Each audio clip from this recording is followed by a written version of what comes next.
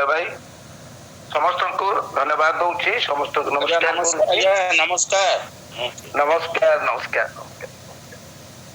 बहुत बहुत धन्यवाद परमेश्वर पवित्र नाम को धन्यवाद देवा सहित प्रातकालीन उपासना रे योगदान करथिबा समस्त ताकर प्रियजन मान को धन्यवाद होची आ विशेष करी वीरेंद्र भाई विनय भाई आ समस्त को मध्य धन्यवाद दिए आज आपण माने मते सुजोग दैछन्ते तो समस्त को पुनि थरे ख्रीष्ट प्रेम नमस्कार जणाए आसंतु आज ध्यान निमंते आमे एफिसियो पुस्तक पंचम अध्याय तार तीनोटी पद आम पढ़ा 25, 26 एवं 27 book of efficiency chapter 5 versus from 25 to 27 25, 26 एवं 27 मु आपण मानक पढ़ी दिए।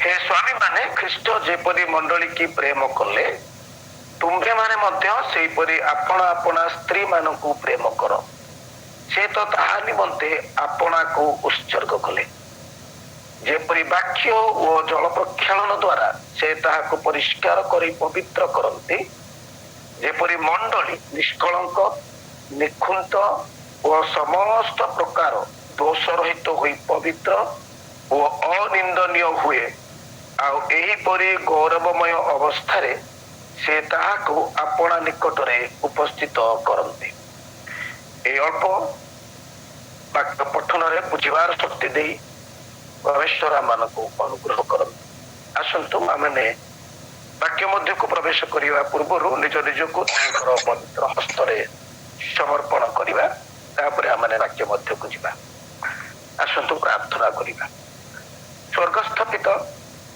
तुम नामर धन्यवाद एवं प्रशंसा गौरव संभ्रम करू आज प्रातकालीन उपासना रे आमाने तुम निकट रे बड़ हुई प्रणाम करू प्रभु सुंदर समय पाई धन्यवाद दो ये सुंदर परिवेश पाई धन्यवाद दो ए पर्यंत प्रभु आमे तुमको धन्यवाद प्रशंसा करिबा निमंते तुमर स्तुति वंदना माने करिछु आ तुमर पवित्र सिंहासन निकट रे सुग्राह्य होइछि आमे विश्वास करू वर्तमान तुम्हारे पवित्र वाक्यर किसी अंश ध्यान करने निमंते बस पिता दयाकोरी ये पवित्र वाक्यर निगूढ़ तत्व बुझा निमंते तुम प्रिय पवित्र आत्मा मध्यम आम प्रभु कढ़ाई दियो मत संपूर्ण भाव में प्रभु लुप्त गुप्त कर तुम्हारी पवित्र वाक्य मो मुख मध्यम तुम प्रियजन मान निकट में प्रकाश कर समस्त पवित्र आत्मा आवाहन दियो जेपरी प्रभु पवित्र वाक्यर निगूढ़ तत्व बुझू पुणी निज निज जीवन में कार्यकारी करूँ पुणी अन्य मानक निकट में प्रकाश करने निमंते आमर शक्ति सामर्थ्य एवं बल पाई प्रार्थना शुणिला धन्यवाद दी आम समस्त को पुणी आज मनोनीत वाक्य को तुम्हारे हस्त समर्पण कर नित्य जीवित प्रिय प्रभु यीशु ख्रीष्ट पवित्र नाम मागे आमेन। समस्त को प्रेज द लॉर्ड आसंतु ये जो आम वाक्य पढ़िलु ए किसी समय आलोचना करवा मत लगुनि अध घंटा भितर यह समाप्त हो निश्चित भाव आज मुझे पूर्वाभास देवी और आगामी दिन में जब प्रभु करती यार शेषांश आम देखा यही अध्याय पढ़ला भितर अपॉर्चुनिटली बीइंग एन इवांजेलिस्ट गत दिन मानक विभिन्न मंडली सहित संयुक्त उपासना करने हो कि वाक्य कहवाई हो अनेक मंडली सहित संयुक्त होबार अन्य मंडली को विजिट कर सुजोग पाई ए विषय मते चालना आसला तेणु मुझे प्रस्तुति आरंभ कली आम एत वर्ष धरी आम प्रभुंर धन्यवाद प्रशंसा करुँ निकट में विश्वास कर विश्वास कर तेरे विभिन्न मंडली परिस्थिति जो आम अनुध्यान करूँ अनेक मंडली गुड़िक द्वितीय आगमन सकाशे जी प्रस्तुत होगा कथा से प्रस्तुत थिला परी मन पड़े ना मन हुए ना काली गोटे इनसीडेंस कहबी मंडल ना कहबी ना मु मंडली को जाए 10टा अध्याय आरंभ हम कहले मु 10:45 पहुंचली प्राय के आसी न था 11:15 बेलू किसी लोक आसिले सेक्रेटरी आसिक पहुंचले से बारंबार घोषणा करुता आज प्रभु बोझ अच्छी तेणु यथाशीघ्र आपण मैंने आसतु मंडली को उपासना आरंभ करवा ଏମିତି ଘୋଷଣା କଲା ପରେ ପ୍ରାୟ ଅଧଘଣ୍ଟା ପରେ ପାଳକ ମହାଶୟ ମଧ୍ୟ ଆସିଲେ, ସିଏ ବି ଘୋଷଣା କରିବାକୁ ଆରମ୍ଭ କଲେ। ଆପାତତଃ 12ଟା ପାଖାପାଖି ଲୋକମାନେ ସବୁ ଆସିଲେ, ହାଉସଫୁଲ ହେଇଗଲା, ପ୍ରୋବ୍ଲେମ ନାହିଁ। ଆସିଲେ ଲୋକ ସବୁ ନିଜ ହିସାବରେ ଆସିଲେ, ନିଜର ସମୟ ଅନୁସାରେ ଆସିଲେ, ନିଜର ସୁବିଧା ଅନୁସାରେ ଆସିଲେ, ଅପରଚୁନିଟି ଦେଖିକି ଆସିଲେ, ସେ ତାଙ୍କ ସୁଯୋଗ ଦେଖିକିରି 12ଟାରୁ 1 ପର୍ଯ୍ୟନ୍ତ ଏମିତି ବିଷୟ ସବୁ ଆଲୋଚନା ହେଲା, ଯୋଉଠି ଗୋଟେ କେହି ଗୋଟେ କହିବେନି ସେଟା ମଣ୍ଡଳୀ ବୋଲି କହିବେନି, ଖାଲି ହାତାହାତି ହେବାକୁ ଟିକେ ବାକି ଥିଲା ଅଲମୋଷ୍ଟ। ଆଉ ବାକଯୁଦ୍ଧ ତ ଯୋଉ ପ୍ରକାର ହେଲା ବିଚିତ୍ର। ମୁଁ କାଲି ସେଥିପାଇଁ ସେ ମଣ୍ଡଳୀର ପ୍ରଭୁବୋଧ ନେଲି ନାହିଁ, କାରଣ ପରିବେଶ ଏତେ ପରିସ୍ଥିତି ଖରାପ ହେଇଗଲା ଯେ ମତେ ଲାଗିଲାନି ଯେ ଏଇ ପରିବେଶରେ ଆଉ ଏଇଠି ପ୍ରଭୁବୋଧ ଦେବାଟା ଉଚିତ ହବ। ଗୋଟିଏ ବେଳେ ବାକ୍ୟ ଆରମ୍ଭ କଲେ ପାଳକ ମହାଶୟ। ସେ ମଣ୍ଡଳୀ ମଜା କଥା କାହାକୁ କହିନାହିଁ, ମୁଁ ଏମିତି ଜଷ୍ଟ ଯାଇ ଅନ୍ୟମାନଙ୍କୁ ଖବର ନେଇ, ମୁଁ ନା ବକ୍ତା ଥିଲି ନା କଣ, ମୁଁ କେବଳ ଉପାସନା କରିବାକୁ ଯାଇଥିଲି। ଗୋଟିଏ ବେଳେ ଯେତେବେଳେ ଆରମ୍ଭ କଲେ ପାଳକ ମହାଶୟ ତାଙ୍କର ବାକ୍ୟ, 90% ଲୋକ ତ ଶୋଇଲେ, କିଏ ଘୁଙ୍ଗୁଡି ମାରି ଶୋଇଲାନି, କିଏ ମୋ ଉପରେ ଢଳିଗଲାନି। So this is the conditions of the churches right now. ଏଇଟା ମୁଁ ସେ ଗୋଟେ ମଣ୍ଡଳୀ କି କହୁନି, ଆପାତତଃ ଆପଣ ଦେଖିବେ ଅନେକ ମଣ୍ଡଳୀର ଏହି ସ୍ଥିତି ଅଛି, ଅନେକ ମଣ୍ଡଳୀର ଆଜି ଏହି ସ୍ଥିତି ଅଛି। ଥ୍ୟାଙ୍କ ଗଡ୍, ମୁଁ ଆପଣମାନଙ୍କୁ ଏଥିପାଇଁ ଆହୁରି ଧନ୍ୟବାଦ ଦିଏ। ଆଜିକାର ଏଇ ନେଗେଟିଭ ପରିବେଶରେ, ନେଗ୍ଲିଜେନ୍ସ ପରିବେଶରେ, କେୟାରଲେସନେସ୍ ସ୍ଥିତିରେ ମଧ୍ୟ ଆପଣମାନେ ପ୍ରତିଦିନ ପ୍ରାତଃ କାଳରେ ଉଠି ପ୍ରଭୁଙ୍କର ଧନ୍ୟବାଦ, ପ୍ରଶଂସା, ଗୌରବ କରିବା ସହିତରେ ତାଙ୍କର ବାକ୍ୟରେ ଆପଣମାନେ ଲାଗି ରହିଛି। ତେଣୁ ପୁଣି ଥରେ ଈଶ୍ୱର ଆପଣମାନଙ୍କୁ ଅନେକ ଅନେକ ଆଶୀର୍ବାଦ ଏବଂ ଅନୁଗ୍ରହ କରନ୍ତୁ। ମୁଁ ଆପଣ ସମସ୍ତଙ୍କ ପାଇଁ ତାଳି ମାରିବାକୁ ଇଚ୍ଛା କରିବି। ଗଡ୍ ବ୍ଲେସ୍ ଅଲ୍ ଅଫ୍ ୟୁ। ତ କହିବା ଭାବ୍ୟ ଯେ ଆମେ ଯେତେ ଜଣ ବି ବିଶ୍ୱାସୀ ଅଛୁ, ଯେତେ ଜଣ ବି ବିଶ୍ୱାସ କରୁଛୁ, ଆଜି ଆମେ ମାଣ୍ଡଳିକ ଭାବରେ ଚିନ୍ତା କରିବା। ଅନେକ ସମୟରେ ବ୍ୟକ୍ତିଗତ ଭାବରେ ହୁଏତ ଆମେ ବହୁତ ବଢିଆ ପ୍ରସ୍ତୁତି ଜୀବନ ଆମମାନଙ୍କର ଥିବ, ମାନେ ମଣ୍ଡଳୀ ହିସାବରେ ଯଦି ଦେଖିବା, ଆଜି ମଣ୍ଡଳୀ ଗୁଡିକ ଏବଂ ବିଶ୍ୱାସୀ ମାନଙ୍କର ସବୁଠାରୁ ଗୁରୁତ୍ୱପୂର୍ଣ୍ଣ ଗୋଟେ ମହତ୍ୱପୂର୍ଣ୍ଣ ଦିନକୁ ଅପେକ୍ଷା କରି ଆମେ ଏଇ ସବୁ ଉପାସନା କରୁଛୁ, ପ୍ରାର୍ଥନା କରୁଛୁ, ବାଇବେଲ ପଢୁଛୁ, ଗୀତ ଗାନ କରୁଛୁ। ଆଉ ସେଇ ମହତ୍ୱପୂର୍ଣ୍ଣ ଦିନ ବା that's the important day, the most important day in life of a believer, ଅନିଶ୍ଚିତ। ତା ବିଷୟରେ କେହି ମଧ୍ୟ ଏକ୍ସାକ୍ଟଲି ନିଶ୍ଚିତ କରି କହିପାରିବେନି। ସେ ଦିନ ଆସିବ, କିନ୍ତୁ କେବେ ଆସିବ ଆମେ ତା ବିଷୟରେ ନିର୍ଦ୍ଦିଷ୍ଟ କରି କହିପାରିବା ନାହିଁ। ଏପରିକି ପ୍ରଭୁ ଯୀଶୁଖ୍ରୀଷ୍ଟ ଯେତେବେଳେ ପୃଥିବୀରେ ମନୁଷ୍ୟ ରୂପରେ ଥିଲେ ଆଉ ସେ ତାଙ୍କର ସେବା କାର୍ଯ୍ୟ କରୁଥିଲେ, ତାଙ୍କର ଶିଷ୍ୟମାନେ ମଧ୍ୟ ତାହାଙ୍କୁ ପଚାରିଥିଲେ ଯେ ଯୁଗାନ୍ତ କେବେ ହବ ଆଉ ଆପଣଙ୍କର ଦ୍ୱିତୀୟ ଆଗମନ କେବେ ହବ। କାରଣ ଆମେ ସେଇ ଦିନକୁ ହିଁ ଅପେକ୍ଷା କରିଛୁ, ତାଙ୍କର ଦ୍ୱିତୀୟ ଆଗମନକୁ ଏବଂ ଆମମାନଙ୍କର ସ୍ୱର୍ଗକୁ ଗମନ। ତାଙ୍କର ଦ୍ୱିତୀୟ ଆଗମନ, ଆମର ସ୍ୱର୍ଗକୁ ଗମନ, ସେଇ ଦିବସକୁ ଆମେ ଅପେକ୍ଷା କରିଛୁ। କିନ୍ତୁ ସେଇ ଦିନ ବିଷୟରେ କେହି ବି ନିର୍ଦ୍ଦିଷ୍ଟ କରି କହିପାରିବେ ନାହିଁ। ସେଥିପାଇଁ ପ୍ରଭୁ ଯୀଶୁଖ୍ରୀଷ୍ଟ ମଧ୍ୟ ତାଙ୍କୁ କୌଣସି ନିର୍ଦ୍ଦିଷ୍ଟ ତାରିଖ ଦେଇନଥିଲେ, ଆଉ ବରଂ ସେ କହିଥିଲେ ସେ ଦିନ କେହି ଜାଣନ୍ତି ନାହିଁ। ଯଦି ଆମେ ପଢିବା ମାଥ୍ୟୁ ତାର 24 ପର୍ବର 36 ପଦରେ ଲେଖାଯାଏ, ମାଥ୍ୟୁ ତାର 24:36ରେ, କିନ୍ତୁ ସେଇ ଦିନ ଓ ଦଣ୍ଡ ବିଷୟରେ କେହି ଜାଣନ୍ତି ନାହିଁ, ସ୍ୱର୍ଗର ଦୂତମାନେ କିମ୍ବା ପୁତ୍ର ସୁଦ୍ଧା ଜାଣନ୍ତି ନାହିଁ, କେବଳ ମାତ୍ର ପିତା ଜାଣନ୍ତି।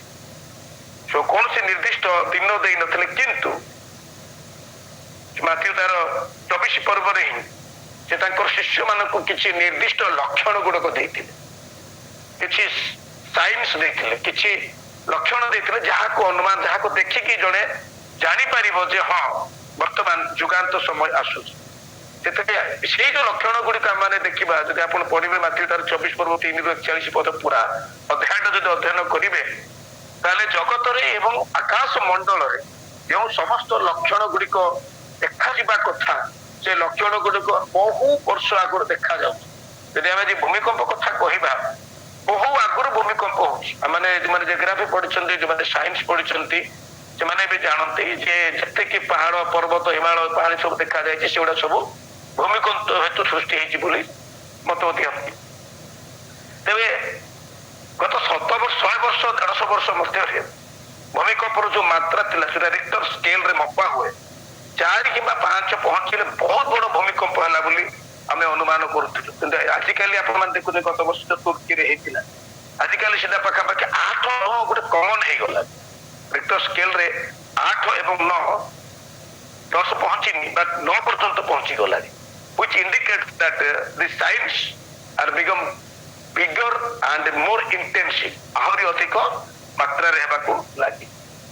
ଏ ଯୋଉ ଦ୍ୱିତୀୟ ଆଗମନ ବିଷୟରେ ଆମେ ଏତେ ବର୍ଷ ଧରି ଶୁଣି ଶୁଣି ଶୁଣି ଶୁଣି କୋଉଠି ନା କୋଉଠି ଆମମାନଙ୍କୁ ଆଉଟଡେଟେଡ ଭଳିଆ ଲାଗେ, କାରଣ ବହୁ ବର୍ଷ ଧରି ଶୁଣିଲା ପରେ ଯଦି ସେ ଜିନିଷଟା ଘଟେ ନାହିଁ ତାହେଲେ ଆମକୁ ଲାଗେ ନିଶ୍ଚିତ ଭାବରେ ଇଏ ଆଉ ହବ କି ନ ହବ। କିନ୍ତୁ ଆପଣ ଜାଣି ଆଶ୍ଚର୍ଯ୍ୟ ହେବେ, ବାଇବେଲରେ ଯିଶାୟା ଭବିଷ୍ୟତ ବକ୍ତାଙ୍କ ଠାରୁ ଆରମ୍ଭ କରି ପ୍ରଭୁ ଯୀଶୁ ଖ୍ରୀଷ୍ଟଙ୍କର ପ୍ରଥମାଗମନ ବିଷୟରେ ଯେତିକି ଭାବବାଣୀ ନ ହେଇଛି ତାଠାରୁ ଅଧିକ ତାହାଙ୍କର ଦ୍ୱିତୀୟ ଆଗମନ ବିଷୟରେ ଭାବବାଣୀ ହେଇଛି। କାହିଁକିନା ପ୍ରଥମ ଆଗମନ ଯେତିକି ଗୁରୁତ୍ୱପୂର୍ଣ୍ଣ ନୁହେଁ, ତାହାଙ୍କର ଦ୍ୱିତୀୟ ଆଗମନ ତାଠାରୁ ଆହୁରି ଅଧିକ ଗୁରୁତ୍ୱପୂର୍ଣ୍ଣ। ଯିଶାୟା ପୁସ୍ତକ ଆମେ ଜାଣୁ ଖ୍ରୀଷ୍ଟପୂର୍ବ 605 740 ରୁ 715 ମଧ୍ୟରେ ଲେଖା ଯାଇଥିଲା। ପରବର୍ତ୍ତୀ ଅଧ୍ୟାୟରେ ଦାନିଏଲ ମଧ୍ୟ ଏ ବିଷୟକୁ ଉଲ୍ଲେଖ କରନ୍ତି। ଦାନିଏଲ ପୁସ୍ତକ 605 ରୁ 536 ମସିହା ମଧ୍ୟରେ ଖ୍ରୀଷ୍ଟପୂର୍ବରେ ଲେଖା ଯାଇଥିଲା, ମାନେ ବହୁତ ଆଗରୁ ଲେଖା। ଆଜିକୁ ଯଦି ହିସାବ କରାଯିବ ତାହେଲେ ପାଖାପାଖି 2700 2800 ବର୍ଷ ପୂର୍ବରୁ ଏଇ ତାହାଙ୍କର ଦ୍ୱିତୀୟ ଆଗମନ ବିଷୟରେ ଲେଖାଯାଏ। ମୁଁ ପଢୁଥିଲି, କେତେ ଦୂର ସତ ମୁଁ ଜାଣିନି, ପ୍ରଭୁ ଯୀଶୁ ଖ୍ରୀଷ୍ଟଙ୍କ ଦ୍ୱିତୀୟ ଆଗମନ ବିଷୟରେ 1800 ଭବିଷ୍ୟତବାଣୀ ହେବା ବିଷୟରେ ବାଇବେଲ ବିଶାରଦ ମାନେ କହନ୍ତି। ଆଉ ସେଥି ମଧ୍ୟରୁ 318ଟି ଭବିଷ୍ୟତବାଣୀ ତ କେବଳ ଆପଣ ମାନେ ନୂତନ ନିୟମରେ ହିଁ ପାଇବେ। ତେବେ ଏଇ ଦୀର୍ଘ 27 ବର୍ଷ ଅପେକ୍ଷା କଲା ପରେ ଆଜି ଅନେକ ଲୋକମାନେ ଚିନ୍ତା କଲେ ଯେ ଆସୁନାହାନ୍ତି, ତେଣୁ କିଛି କିଛି ଲୋକମାନେ ନିଜ ଆଡୁ ସବୁ ଦିନ ଧାର୍ଯ୍ୟ କଲେ। ଆପଣ ମାନେ ଗତ ଦିନ ମାନଙ୍କଟା ବେଶୀ ହେଇଥିଲା, ଏବେ ଟିକେ କମି ଯାଇଛି। ଅମକେ ଦିନ ଯୁଗ ଶେଷ ହେବ, ଅମକେ ଦିନ ପୃଥିବୀ ସମାପ୍ତ ହେଇଯିବ, ଲାଷ୍ଟ ଟେଷ୍ଟ ଥିଲା 2012। ତାପରେ ଏବେ ଆଉ କେହି ସେମିତି ଭବିଷ୍ୟତବାଣୀ କରିନାହାନ୍ତି, କାହିଁ ଦେଖୁଛନ୍ତି ସେଟା କେବେ ସଫଳ ହଉନାହିଁ। ଏତେ ଥର ଭବିଷ୍ୟତବାଣୀ କଲେ ଦେଖାଗଲା କିନ୍ତୁ ସେ ପରିସ୍ଥିତି ସେ ପ୍ରକାର କୌଣସି ପ୍ରକାର ଘଟଣା ଘଟିଲା ନାହିଁ, କିମ୍ବା ଯୁଗାନ୍ତ ହେଲା ନାହିଁ, କିମ୍ବା ଦ୍ୱିତୀୟ ଆଗମନ ପ୍ରଭୁ ଯୀଶୁ ଖ୍ରୀଷ୍ଟଙ୍କର ହେଲା ନାହିଁ।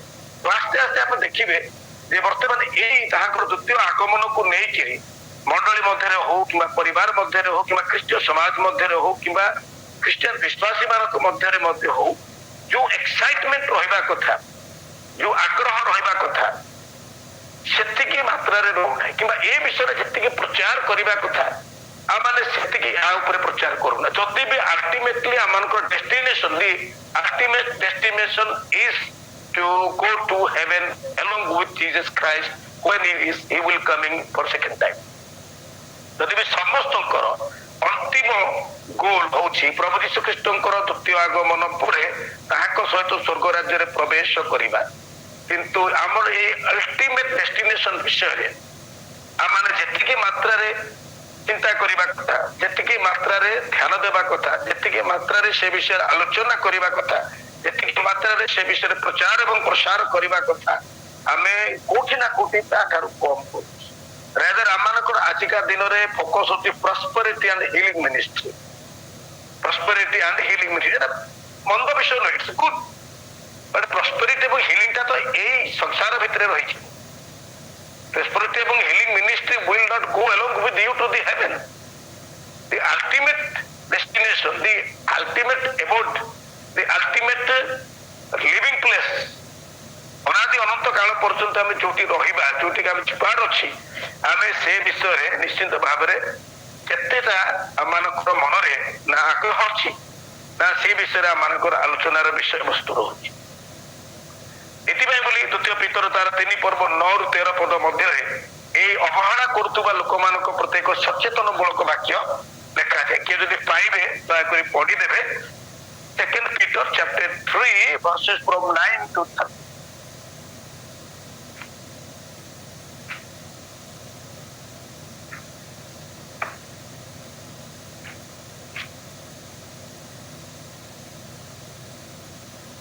ଏହି ପ୍ରକାରେ ପ୍ରଭୁ ଧର୍ମପରାୟଣ ମାନଙ୍କୁ ପରୀକ୍ଷାରୁ ରକ୍ଷା କରିବାକୁ, ପୁଣି ଅଧାର୍ମିକ ମାନଙ୍କୁ ବିଶେଷତଃ ନାଇଁ, ଦ୍ୱିତୀୟ ପିତର ତାର 3 ପର୍ବ 9 ରୁ 13। ବିଳମ୍ବ ବୋଲି ଯେପରି କେତେକ ଭାବନ୍ତି, ପ୍ରଭୁ ଆପଣା ପ୍ରତିଜ୍ଞା ବିଷୟରେ ସେପରି ବିଳମ୍ବ କରନ୍ତି ନାହିଁ, କିନ୍ତୁ ଯେପରି କେହି ବିନଷ୍ଟ ନ ହୁଅନ୍ତି ବରଂ ସମସ୍ତେ ମନ ପରିବର୍ତ୍ତନ କରନ୍ତି, ଏହା ଇଚ୍ଛା କରି ସେ ତୁମମାନଙ୍କ ପ୍ରତି ଦୀର୍ଘ ସହିଷ୍ଣୁ ଅଟନ୍ତି। ପ୍ରଭୁଙ୍କ ଦିନ ଚୋରର ପରି ଉପସ୍ଥିତ ହେବ। ସେହି ଦିନ ଆକାଶମଣ୍ଡଳ ମହାଶବ୍ଦ ସହ ଲୋପ ପାଇବ।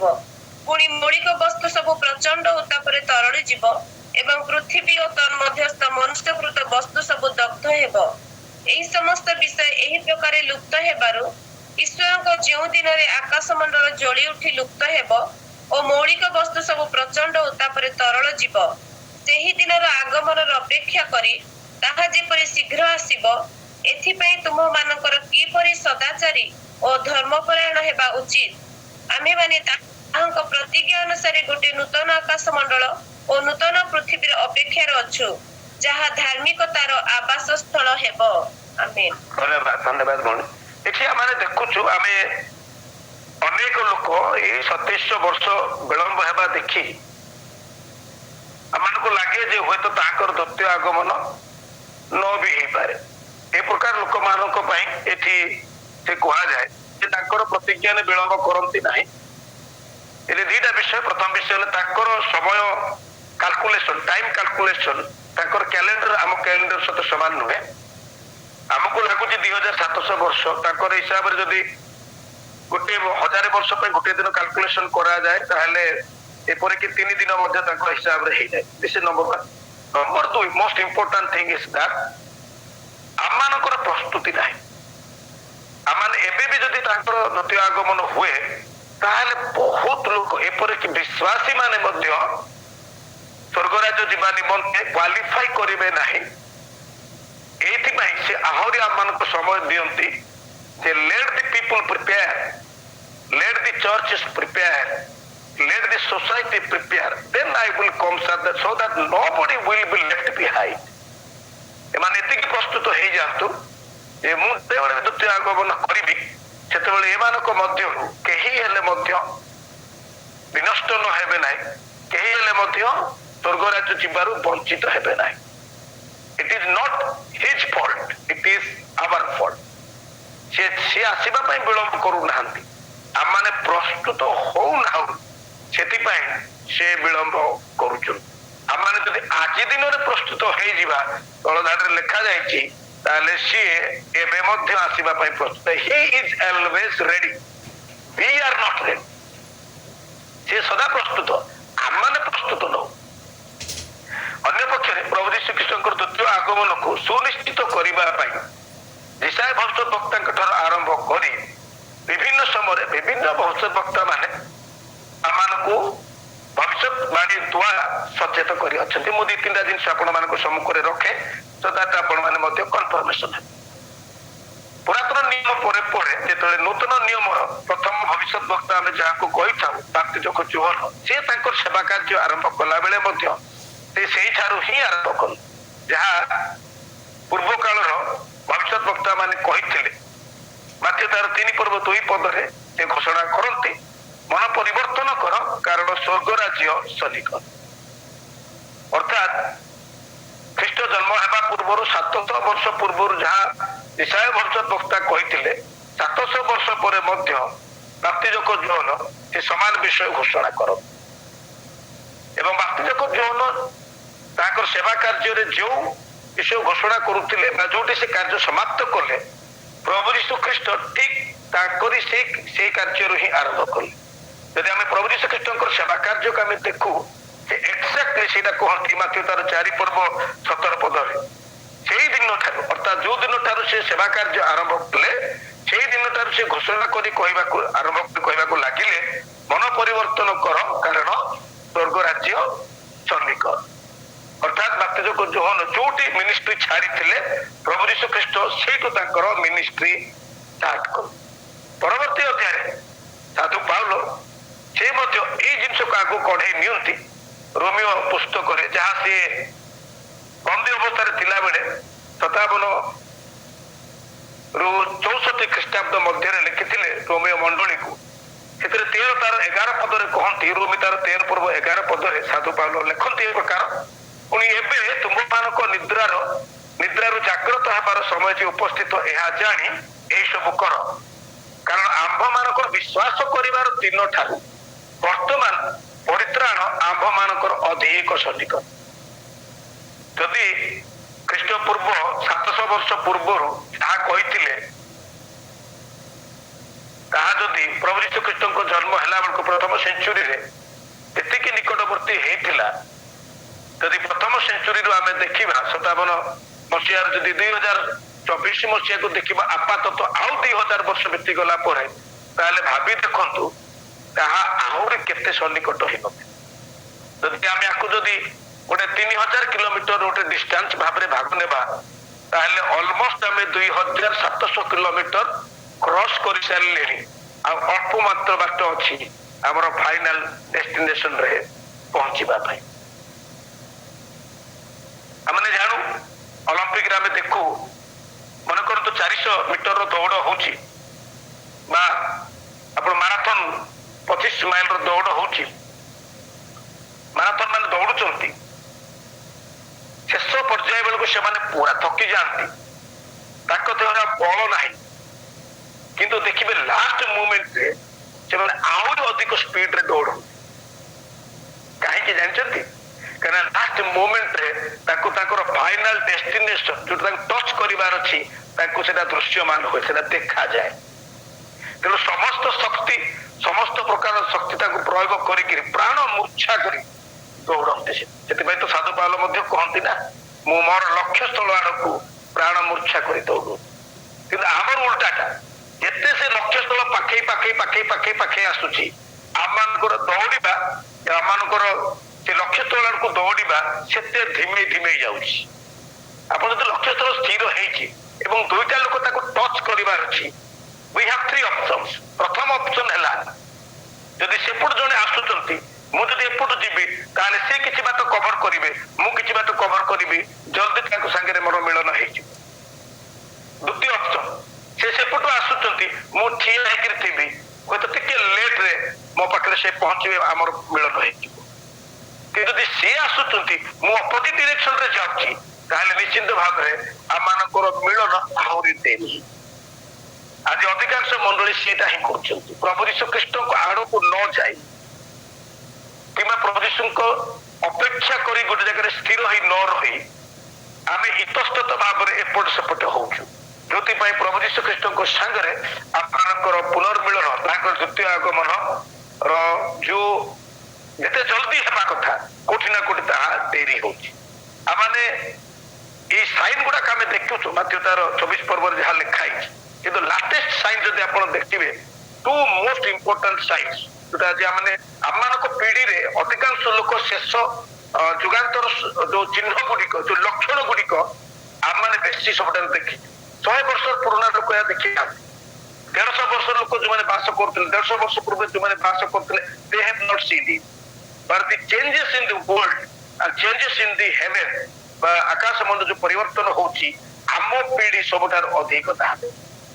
The latest two important signs in the world is number one is the new world order। A new world order ଅନୁସାରେ ତାର ଡେଭଲପମେଣ୍ଟ ବହୁ ଆଗରୁ ତାର କନସେପ୍ଟ ଅଛି, କିନ୍ତୁ ଲାଷ୍ଟ ପାଖାପାଖି 15 ବର୍ଷ 20 ବର୍ଷ ହବ ୟାର ଡେଭଲପମେଣ୍ଟ ବହୁତ ତ୍ୱରାନ୍ୱିତ ହେଇଯାଇଛି, ଯାହାର ମାଧ୍ୟମରେ one ruler, one army, one currency, one religion ହବ। ଲାଟେଷ୍ଟ ମିଟିଂ ସେପ୍ଟେମ୍ବର ମାସ 2020-21 ହେଇଥିଲା। ଆମମାନଙ୍କର ଭାରତର ପ୍ରଧାନମନ୍ତ୍ରୀ ମଧ୍ୟ ସେଥିରେ ଯୋଗଦାନ କରିଥିଲେ। ସେକେଣ୍ଡ ଜିନିଷ ହେଲା efforts for building the third temple in Jerusalem। ଜେରୁସାଲେମରେ ତୃତୀୟ ମନ୍ଦିର ନିର୍ମାଣ ନିମନ୍ତେ ପ୍ରସ୍ତୁତି ଇସ୍ରାଏଲ ଦ୍ୱାରା। ତାକୁ ଆଗରେ ରଖିକି ବର୍ତ୍ତମାନ ଯାହା ସବୁ ଘଟୁଛି ଆପଣ ମାନେ ନିଶ୍ଚିନ୍ତ ଭାବରେ ସୋସିଆଲ ମିଡିଆରେ ହଉ କିମ୍ବା ମିଡିଆରେ ହଉ କିମ୍ବା ବିଭିନ୍ନ ବକ୍ତାଙ୍କର ବାକ୍ୟ ମାଧ୍ୟମରେ ଆପଣ ମାନେ ଶୁଣୁଥିବେ। ପ୍ରଥମ ମନ୍ଦିର ଯାହା ରାଜା ସଲମନ ନିର୍ମାଣ କରିଥିଲେ 990ରୁ 971 ଖ୍ରୀଷ୍ଟପୂର୍ବରେ, ଯୋଉଟା କି 587 ଖ୍ରୀଷ୍ଟପୂର୍ବରେ ନବୁକଦନେସ୍ସର ବାବିଲର ରାଜା ତାକୁ ବିନଷ୍ଟ କରିଥିଲେ ବା ଧ୍ୱଂସ କରିଥିଲେ। ତାରି ଉପରେ ଦ୍ୱିତୀୟ ମନ୍ଦିର ଜେରୁବାବେଲ ନିର୍ମାଣ କରିଥିଲେ 516 ମସିହାରେ, ଯୋଉଟା କି ପ୍ରଭୁ ଯୀଶୁ ଖ୍ରୀଷ୍ଟଙ୍କ ପରେ ପରେ 70 ଖ୍ରୀଷ୍ଟାବ୍ଦରେ ରୋମିଓ ସାମ୍ରାଜ୍ୟ ସ୍ଥାପନ ସମୟରେ ତାହାକୁ ଧ୍ୱଂସ କରାଯାଇଥିଲା। ଆଉ ଏକ୍ଜାକ୍ଟଲି ସେଇ ଜାଗାରେ ବର୍ତ୍ତମାନ ଡୋମ୍ ଅଫ୍ ରକ୍ ରହିଛି, ଯୋଉଟା ମୁସଲମାନ ମାନଙ୍କର ଏକ ବହୁତ ବଡ ମସଜିଦ ରହିଛି। ଆଉ ସେଇ ଜାଗାରେ ଜେରୁସାଲେମରେ ଆଜି ଇସ୍ରାଏଲ ଲୋକମାନେ ତୃତୀୟ ମନ୍ଦିର ନିର୍ମାଣ କରିବା ପାଇଁ ପ୍ରସ୍ତୁତି କରୁଛନ୍ତି। This is the latest development of the site. ସବୁଠାରୁ ଭୟଙ୍କର ବିଷୟ ହେଲା ଯେ ସେଇଦିନ ଆମକୁ ଯେତେ ପାଖେଇ ଆସୁଛି ଆମମାନେ ସେତେ ଅଧିକ ସେ ବିଷୟରେ ଶିଥିଳତା ଆମମାନେ ଦେଖୁ। ସେଥିପାଇଁ ମାତ୍ୟ 24:12 ଯୀଶୁ ଶିକ୍ଷା ଦେଇ ପ୍ରକାର କହନ୍ତି, ପୁଣି ଅଧର୍ମ ବୃଦ୍ଧି ପାଇବାରୁ ଅଧିକାଂଶ ଲୋକଙ୍କର ପ୍ରେମ ଶୀତଳ ହୋଇଛି। ଆଉ ଦେଖି ଦେଖି ମଧ୍ୟ ଆମେ ଦେଖିପାରୁନାହୁଁ, ବୁଝି ବୁଝିକିରି ମଧ୍ୟ ଆମେ ବୁଝିପାରୁନାହୁଁ। ଗୋଟେ ସୁନ୍ଦର ଏକ୍ସାମ୍ପଲଟେ ଦେବି, ଦେନ୍ ଆପଣ ମାନଙ୍କୁ ବୁଝିପାରିବେ।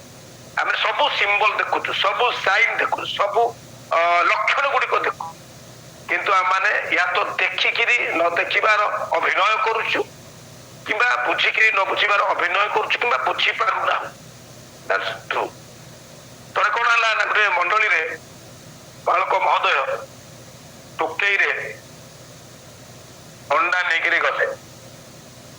ଆଉ ସେକ୍ରେଟାରୀଙ୍କୁ କହିଲେ, ସେକ୍ରେଟାରୀ ମହୋଦୟ, ଆପଣ ଯଦି ମତେ କହିବେ ଏଇ ଟୋକେଇରେ କଣ ଅଛି ତାହେଲେ ଏ ସବୁ ଅଣ୍ଡା ମୁଁ ଆପଣଙ୍କୁ ଦେଇଦେବି। ସେକ୍ରେଟାରୀ ମନେ କଲେ କଣ ଥିବ କଣ ଥିବ କଣ ଥିବ, ନା ବାଳକ କହିପାରୁନି। ଆଚ୍ଛା, ମୁଁ ଦ୍ୱିତୀୟ ହିଣ୍ଟ ଦଉଛି, ଦ୍ୱିତୀୟ ସାଇନ୍ ଦଉଛି। ଯଦି ଆପଣ କହିଦେବେ ଏ ଟୋକେଇରେ କାହାର ଅଣ୍ଡା ଅଛି ତାହେଲେ ଏଇ କୁକୁଡ଼ା ଅଣ୍ଡା ମୁଁ ଆପଣଙ୍କୁ ଦେଇଦେବି। ସେକ୍ରେଟାରୀ ପୁଣି ଚିନ୍ତା କଲେ, କଣ ଆଜ୍ଞା କଣ କରି କିଛି ବୁଝି ହେଲାନି। ତୃତୀୟ ଥର ସେ କହିଲେ, ଆଚ୍ଛା ମୁଁ ଫାଇନାଲ ଆପଣଙ୍କୁ ଗୋଟେ ସିମ୍ବଲ ଦଉଛି, ଫାଇନାଲ ଗୋଟେ ଆପଣଙ୍କୁ ଗୋଟେ ହିଣ୍ଟ ଦଉଛି। ଆପଣ ଯଦି କହିଦେବେ ଏଇ ଟୋକେଇରେ କେତୁଟା ଅଣ୍ଡା ଅଛି ତାହେଲେ 5ଟା ଯାକ ଅଣ୍ଡା ମୁଁ ଆପଣଙ୍କୁ ଦେଇଦେବି। ସେକ୍ରେଟାରୀ ଫେର ଚିନ୍ତା କଲେ, କିଛି ବୁଝି ହେଲାନି, କିଛି ବୁଝି ହେଲାନି। କହୁଛନ୍ତି ପାଳକ ଆଜ୍ଞା କିଛି ତ ହିଣ୍ଟ ଦିଅନ୍ତୁ। ପୁରା କହିଲେ ସିଏ, ପ୍ରଥମରେ କହିଲେ ଏଇ ଟୋକେଇରେ ଯଦି କଣ ଅଛି ତାହା ଯଦି କହିଦେବେ ତାହେଲେ ମୁଁ ଆପଣଙ୍କୁ ଅଣ୍ଡା ଦେଇଦେବି। ସେକ୍ରେଟାରୀ ଭାବୁଛନ୍ତି କଣ ଥିବ। ଆଉ ତୃତୀୟ ସେ କହିଲେ, ଯଦି ଆପଣ କହିଦେବେ ଏଇ ଟୋକେଇରେ କାହାର ଅଣ୍ଡା ଅଛି ତାହେଲେ ଏଇ କୁକୁଡ଼ା ଅଣ୍ଡା ମୁଁ ଆପଣଙ୍କୁ ଦେଇଦେବି। ତା ବାଦ ବି ସେକ୍ରେଟାରୀ ଭାବୁଛନ୍ତି ଆଉ କଣ ଗୋଟେ ଥିବ। ଆଉ ତୃତୀୟରେ ସେ କହିଲେ, ଆପଣ ଯଦି କହିଦେବେ ଏଇ ଟୋକେଇରେ କେତେଟା ଅଣ୍ଡା ଅଛି ତାହେଲେ 5ଟା ଯାକ ଅଣ୍ଡା ମୁଁ ଆପଣଙ୍କୁ ଦେଇଦେବି। ତା ବାଦ ବି ସେକ୍ରେଟାରୀ କହୁଛନ୍ତି ଆଜ୍ଞା କିଛି ତ ହିଣ୍ଟ ଦିଅନ୍ତୁ, କିଛି ବୁଝି ହେଲାନି। ମୋର କହିବାର ଉଦ୍ଦେଶ୍ୟ ହେଲା ପ୍ରିୟ ମାନେ, ବାଇବେଲରେ ଏବଂ ଆଜିର ପରିସ୍ଥିତିରେ ଜିଓଗ୍ରାଫିକାଲ, ପଲିଟିକାଲ ଏବଂ ଇକୋନୋମିକ ଚେଞ୍ଜେସ ରେ ଆମେ ଯୋଉ ଗୁଡାକ ଦେଖୁଛୁ ପୁରା କ୍ଲିୟର ଅଛି। କିନ୍ତୁ ତା ବାଦ ବି ସେ ସେକ୍ରେଟାରୀ ଭଳିଆ ଆମେ କହୁଛୁ ଆହୁରି କିଛି ହିଣ୍ଟ ଦିଆଯାଉ। We know everything very clearly but we are not ready for that। ସେଇଥିପାଇଁ ଆଜି ମୁଁ ପଢିଥିଲି ଏପିସି ତାର 5 ପର୍ବ 27 ପର୍ବ 5 ପର୍ବର 27ରୁ 25ରୁ 27 ମଧ୍ୟରେ ସେଇଠାରେ ଆମମାନଙ୍କର ପ୍ରସ୍ତୁତି ବିଷୟରେ ଲେଖା ଅଛି। ଖାସ କରି 5 ପର୍ବ ତାର 27 ପଦ। ପ୍ରଭୁ ଯୀଶୁଖ୍ରୀଷ୍ଟ ତାଙ୍କ ଦ୍ୱିତୀୟ ଆଗମନ ସମୟରେ ମଣ୍ଡଳୀକୁ କୋଉ ଅବସ୍ଥାରେ ଦେଖିବା ପାଇଁ ଚାହାନ୍ତି? ଯେପରି ମଣ୍ଡଳୀ ନିଷ୍କଳଙ୍କ, ନିଖୁନ୍ତ ଓ ସମସ୍ତ ପ୍ରକାର ଦୋଷ ରହିତ ହୋଇ ପବିତ୍ର ଓ ଅନିନ୍ଦନୀୟ ହୁଏ, ଆଉ ଏହିପରି ଗୌରବମୟ ଅବସ୍ଥାରେ ସେ ତାହାକୁ ଆପଣା ନିକଟରେ ଉପସ୍ଥିତ କରାନ୍ତି। ପ୍ରଭୁ ଯୀଶୁ ଯେତେବେଳେ ଦ୍ୱିତୀୟ ଆଗମନ କରିବେ ସେତେବେଳେ ସେ ମଣ୍ଡଳୀକୁ କେଉଁ ଅବସ୍ଥାରେ ଦେଖିବାକୁ ଇଚ୍ଛା କରନ୍ତି, ଏଥିରେ ଏଫେସୀୟ ପୁସ୍ତକରେ ତାହା ଲେଖାଯାଏ। ପ୍ରଭୁ ଯୀଶୁଖ୍ରୀଷ୍ଟଙ୍କର ପବିତ୍ର ରକ୍ତରେ ଯେଉଁ ନୂତନ ନିୟମ ସ୍ଥାପନ ହେଲା ସେଥିରେ ଆମେ ଜାଣିଛୁ ଯେ ପ୍ରଭୁ ଯୀଶୁଖ୍ରୀଷ୍ଟଙ୍କୁ ସ୍ୱାମୀ ଏବଂ ମଣ୍ଡଳୀକୁ ସ୍ତ୍ରୀ ଭାବରେ ନିୟମଭୁକ୍ତ କରାଯାଇଛି, ବା ମଣ୍ଡଳୀକୁ ସ୍ତ୍ରୀ ଏବଂ ପ୍ରଭୁ ଯୀଶୁଖ୍ରୀଷ୍ଟଙ୍କୁ ସ୍ୱାମୀ ଭାବରେ ଅଭିହିତ କରାଯାଇଛି। କିନ୍ତୁ ବର୍ତ୍ତମାନ ପ୍ରଭୁ ଯୀଶୁଖ୍ରୀଷ୍ଟ ଏବଂ ମଣ୍ଡଳୀ ମଧ୍ୟରେ ସ୍ୱାମୀ ଏବଂ ସ୍ତ୍ରୀର ସମ୍ପର୍କ ସ୍ଥାପନ ହେଇନାହିଁ। ଏବେ ବି ପ୍ରଭୁ ଯୀଶୁଖ୍ରୀଷ୍ଟ ଏବଂ ମଣ୍ଡଳୀ ମଧ୍ୟରେ ବର ଏବଂ କନ୍ୟାର ସମ୍ପର୍କ ଅଛି। ସ୍ତ୍ରୀ ଏବଂ ସ୍ୱାମୀର ସମ୍ପର୍କ କେବଳ ତାହାଙ୍କର ଦ୍ୱିତୀୟ ଆଗମନ ସମୟରେ, ଅର୍ଥାତ୍ ଆମମାନଙ୍କର ନିର୍ବନ୍ଧ ସରିଯାଏ କିନ୍ତୁ ଆମମାନଙ୍କର ବାହାଘର ହେଇଯାଏ। କିନ୍ତୁ ଏବେ ନିର୍ବନ୍ଧ ହେଲା ପରେ ଆମେ ଜାଣୁ ଯୋଉମାନେ ନିର୍ବନ୍ଧ କରନ୍ତି ତାଙ୍କ ସେ ସମ୍ପର୍କକୁ କନଫର୍ମ କରିବା ପାଇଁ ଦୁଇ ପକ୍ଷରୁ ଭଦ୍ର ବ୍ୟକ୍ତିଙ୍କ ଉପସ୍ଥିତିରେ ତାଙ୍କୁ ମୁଦି କିମ୍ବା ହାର ଦେଇ ସମ୍ପର୍କକୁ କନଫର୍ମ କରାଯାଏ।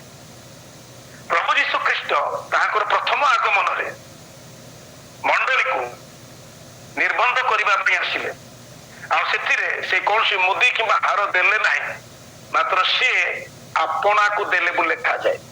ଏଫେସୀ ତାର 5 ପର୍ବ ତାର ଯୋଉ 25 ପଦର ଶେଷାଂଶରେ ଲେଖାଯାଏ ସେ ତ ତାହା ନିମନ୍ତେ ଆପଣାକୁ ଦେଲେ।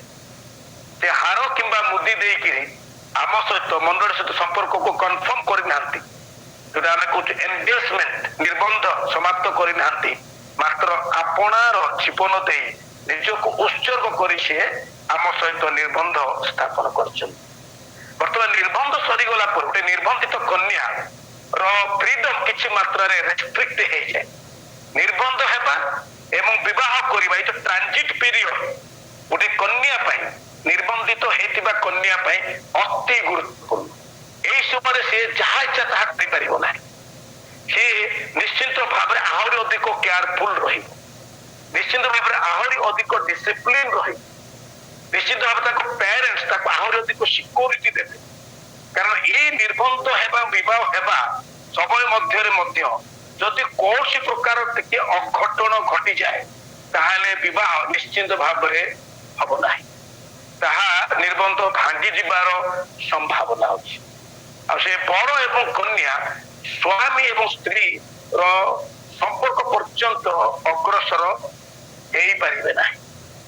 ସେଇଥିପାଇଁ ଆମମାନେ ବର୍ତ୍ତମାନ ଏଇ ଟ୍ରାନଜିଟ ପିରିୟଡ ଦେଇକିରି ଗତି କରୁଛୁ।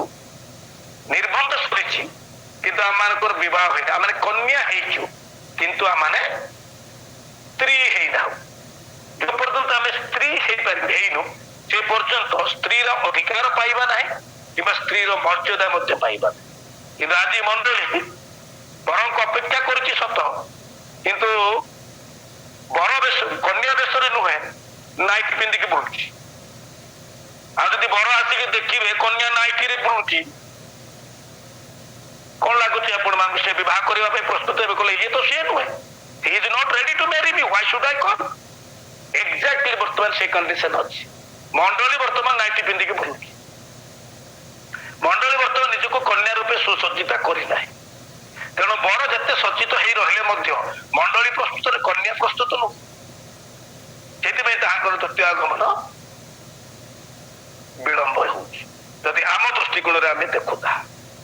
ତେଣୁ ପ୍ରିୟ ମଣ୍ଡଳୀ, ଆଜି ମୁଁ କେବଳ ପୂର୍ବାଭାସ କହିଲି, ଆସନ୍ତା ଦିନ ମାନଙ୍କରେ ଯଦି ଈଶ୍ୱର ଅନୁଗ୍ରହ କରନ୍ତି ତାହେଲେ ଏଇ ବର ଏବଂ କନ୍ୟା ତାଙ୍କର ପ୍ରସ୍ତୁତି ସମ୍ପର୍କରେ, ବିବାହ ସମ୍ପର୍କରେ ଏବଂ ବିବାହ ପରବର୍ତ୍ତୀ ଅବସ୍ଥା ସମ୍ପର୍କରେ ଈଶ୍ୱର ଯଦି ଅନୁଗ୍ରହ କରନ୍ତି ତାହେଲେ ଏ ବିଷୟରେ ଆସନ୍ତା ଅଧ୍ୟାୟରେ ଆମେ ଆଲୋଚନା କରି ଏ ଅଳ୍ପ ଶିକ୍ଷାରେ ପରମେଶ୍ୱର ବୁଝିବାର ଶକ୍ତି ଦେଇ ଆମ ସମସ୍ତଙ୍କୁ ଅନୁଗ୍ରହ କରନ୍ତୁ। ଆମେନ୍। ସମସ୍ତଙ୍କୁ ପୁଣି ଥରେ ପ୍ରେଜ କର। ସମସ୍ତ ନମସ୍କାର। ଥ୍ୟାଙ୍କ ୟୁ ଡମ୍ବରୁଧର ମଲ୍ଲିକ ଭାଇ। ଆଜି ଆପଣ এই ଛୋଟିଆ ପରିବାର ମଧ୍ୟରେ ଗୋଟେ ମୂଲ୍ୟବାନ ଏବଂ ଶକ୍ତିଶାଳୀ ବାକ୍ୟ ପ୍ରଚାର କରିଛନ୍ତି ଆଉ ଆମ ସମସ୍ତଙ୍କୁ ସ୍ୱର୍ଗୀୟ ପଥରେ କଢେଇ ନେବାର ପ୍ରୟାସ କରିଛନ୍ତି। ଯୀଶୁ ଆସିବେ, ନିଶ୍ଚୟ ଆସିବେ, କାରଣ ଆମର ପରମେଶ୍ୱରଙ୍କ ବାକ୍ୟ ନିଶ୍ଚିତ ଭାବରେ ସଫଳ ହବ। ତାଙ୍କ ଆଗମନର ଡେରିର କାରଣ ଜଣାଇ ଆପଣ ଆମ ସମସ୍ତଙ୍କୁ ସତର୍କ କରିଦେଇଛନ୍ତି। ଆମେ ସ୍ୱର୍ଗ ରାଜ୍ୟରେ ଯୋଗ୍ୟ ହବା ପାଇଁ ନିଜକୁ ପ୍ରସ୍ତୁତ କରିବା, ଆମେ ମନ ଫେରଣ କରିବା, ଫେରି ଆସିବା, ଲକ୍ଷ୍ୟ ସ୍ଥଳକୁ ଲକ୍ଷ୍ୟ କରି ଦୌଡ଼ିବା, ପ୍ରଭୁଙ୍କ ଆଡ଼କୁ ଦୌଡ଼ିବା। ସେଥିପାଇଁ ଖ୍ରୀଷ୍ଟ ପ୍ରେମର ବହ୍ନି ଆମ ହୃଦୟରେ ଆମେ ଜଳେଇ ରଖିବା। ବହୁତ ସୁନ୍ଦର ଲାଗିଲା ଯେତେବେଳେ ପାଳକ ଏବଂ ଅଣ୍ଡା ଟୋକେଇର ଉଦାହରଣ ଦେଇ ଆପଣ ବୁଝେଇ ଦେଲେ ଏବଂ ଆମ ଲକ୍ଷ୍ୟ ପ୍ରାପ୍ତି ନିମନ୍ତେ ଆମେ ନିଜକୁ କିପରି ପ୍ରସ୍ତୁତ କରିବା। ଆମେ ଯୀଶୁଙ୍କର ଦ୍ୱିତୀୟ ଆଗମନ ବିଷୟରେ ସବୁ ଶୁଣିଛୁ, ସବୁ ଜାଣୁଛୁ, କିନ୍ତୁ ଏ ପର୍ଯ୍ୟନ୍ତ ଆମେ ସେ ବିଷୟରେ ଦୃଢ଼ ନିଶ୍ଚିତ ନାହିଁ, ନିଜକୁ ଆମେ ପ୍ରସ୍ତୁତ କରିପାରିନୁ। Thank you once again Dambarudhar ଭାଇ। बहुत सुंदर शिक्षा हृदय परिवर्तनकारी शिक्षा आज शिक्षा निश्चित भाव में अनेक निज हृदय को परिवर्तन करी मन को परिवर्तन करी यीशु को इशारे चलवाई आम समस्त को बहुत सुंदर वाक्य आज आप जोगे प्रचुर प्रचुर धन्यवाद प्रभु आपण को एवं आपण परिवार समस्त को आशीर्वाद करंतु और यहीपरि मूल्यवान शिक्षा नहीं सुंदर शिक्षा नहीं हमारी छोटिया मंडली को यीशु का प्रेम में बांधी रखंतु। जी भाई